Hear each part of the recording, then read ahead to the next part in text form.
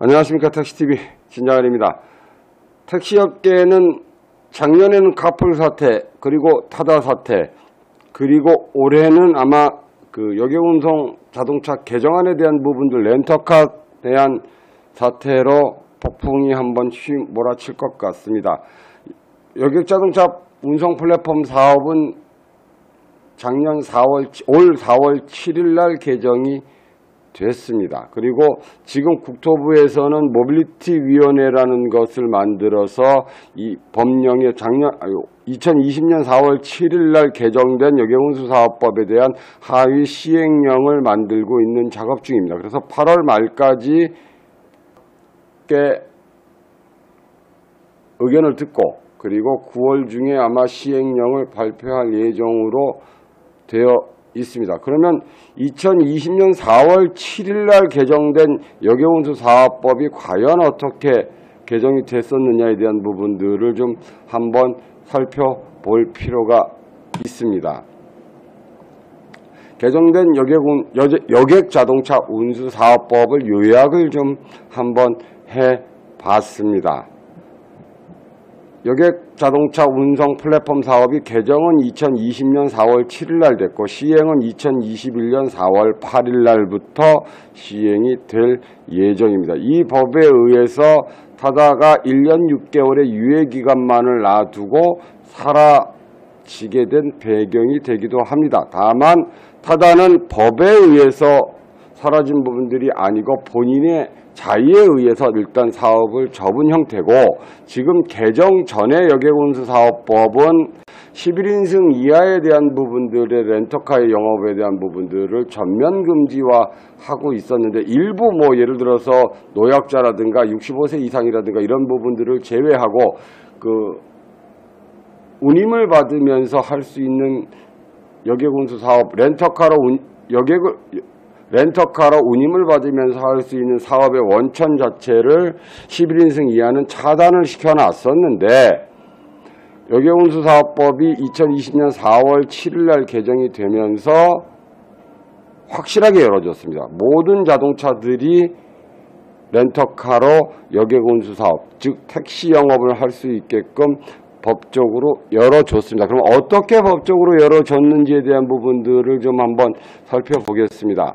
지금 국토부에서 얘기하는 타입 1, 타입 2, 타입 3가 지금 여기에는 여객자동차 플랫폼 운송사업, 여객자동차 플랫폼 가맹사업, 여객자동차 플랫폼 중개사업으로 표시가 되어 있습니다. 자격 조건을 보면 여객자동차 플랫폼 운송사업, 쉽게 이게 되게 어렵게 느껴지실 겁니다. 그래서 그냥 렌터카 운송사업이라고 그냥 제 나름대로 규정 짓겠습니다. 렌터카 운송사업은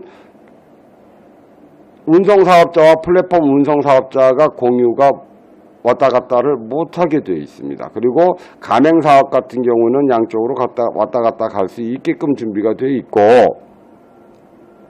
다른 사람의 수요에 응하여, 이제 타입 1입니다.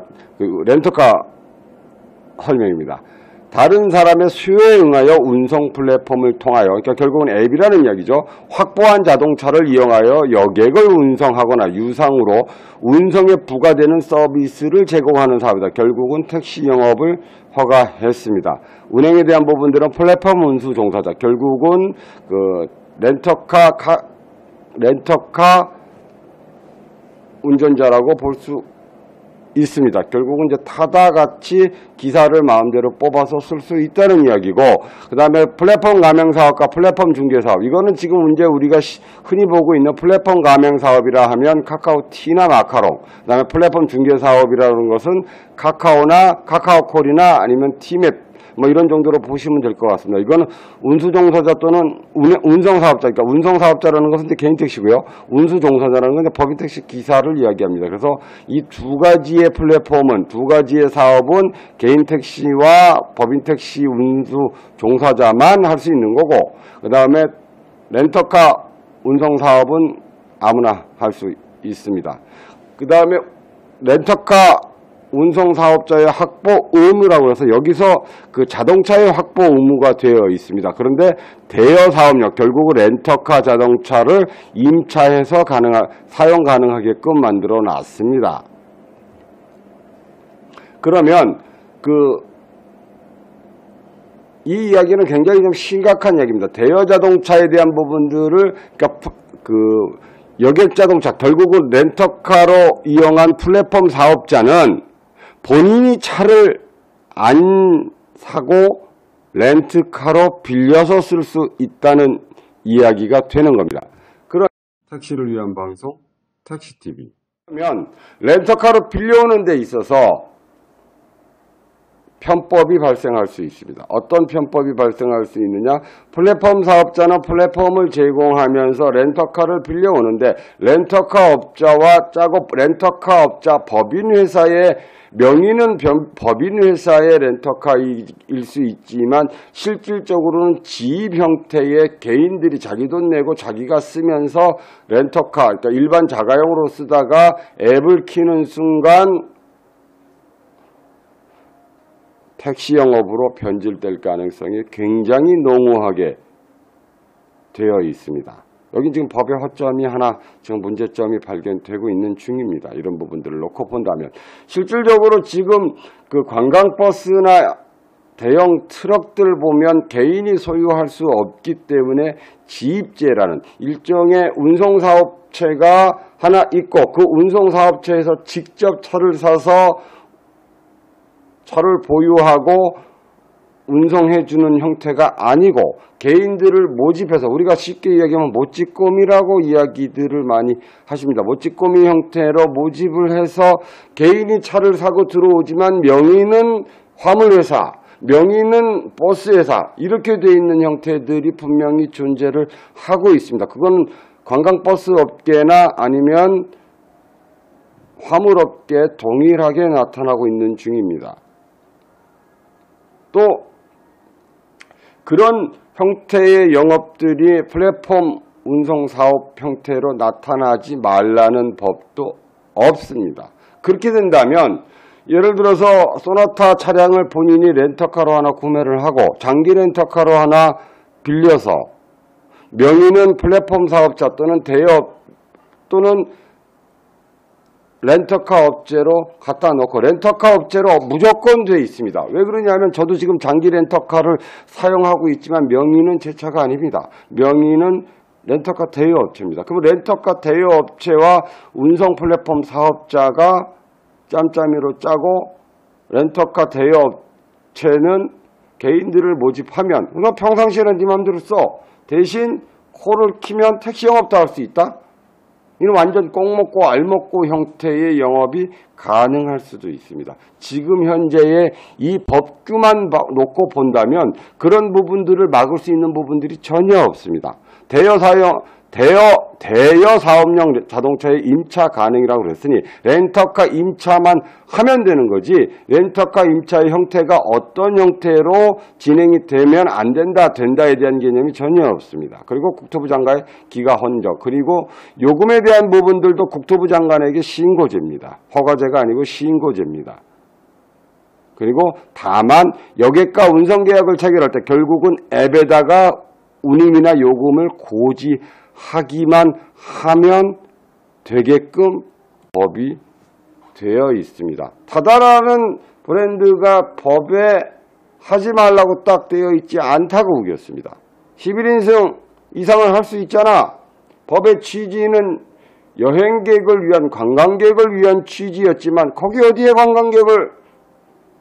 여행객을 태우라는 법이 어디 있어? 거기 그런 문구 없잖아. 우리도 일반 그리고 초단기 렌터카라는 희한한 논리로 1심에서 무죄를 받고 지금 2심의 재판을 기다리고 있는 중입니다. 그러면 지금 여객운수자동차법이 여객자동차 운수 플랫폼 사업에 대한 개정사항을 놓고 본다면 이건 지입제에 대한 부분들이 얼마든지 열려 있습니다.